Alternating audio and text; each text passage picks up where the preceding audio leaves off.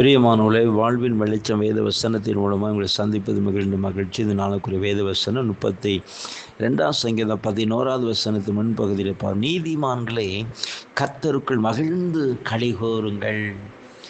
பிரியமானவர்களே, நீதிமான்களே, தேவனுடைய பிள்ளைகளே அல்லது தேவ ஜனங்களே, நீங்கள் என்ன செய்யணுமா? கர்த்தருக்குள் மகிழ்ந்து களிகூர், கர்த்தருக்குள் மகிழ்ந்து களிகூருங்கள் என்று வேதம் சொல்லுகிறது. இன்றைக்கு அநேகரை பார்க்கிறோம், உலகத்துக்குள்ளே போய் அந்த காரியங்களை தேடி அதனால் வேதனையும் சஞ்சலத்தையும் அவர்கள் பெற்றுக்கொள்ளுகிறதை பார்க்கிறோம்.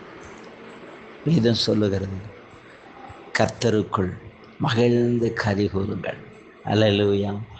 கர்த்தர் உங்களை இவ்விதமாய் ஆசீர்வதிக்கிற நல்ல தேவனாக இருக்கிறார். நீங்கள் மகிழ்ந்து களிகூறணும் கர்த்தருக்குள்ள. இன்னைக்கு அநேகரை பார்க்க வேதனை, கண்ணீர், துக்கம், துயரம் என்று சொல்ற மகிழ்ந்து களிகூறு.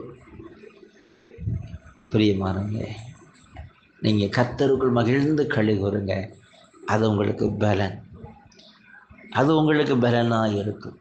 கர்த்தர் அப்படிப்பட்ட கிருபைகளை கொடுத்து உங்களை நடத்துவார். நாம் ஜெபிப்போம். நன்றி தகப்பனே, இன்றைக்கு அந்த வார்த்தையை கேட்கிற ஒவ்வொரு பிள்ளைகளுக்காக ஜெபிக்கிறையா, உண்மையில் மகிழ்ந்து களிகூற கிருபை செய்ய. உங்கள் சஞ்சலங்கள் வேதனைகளால் நீங்கட்டும், கண்ணீர் மாறட்டும், துக்கம் நீங்கட்டும். தேவன் இன்றைக்கு ஒரு அற்புதத்தை செய்வீராக. இயேசு கிறிஸ்துவின் வல்லமுள்ள நாமத்தில் ஜெபிக்க தேவ வல்லமை இறங்கட்டும். இன்றைக்கே கர்த்தர் ஒரு அற்புதத்தை செய்து ஆசீர்வதி அன்பு காய்மை துளிக்கிறோம்.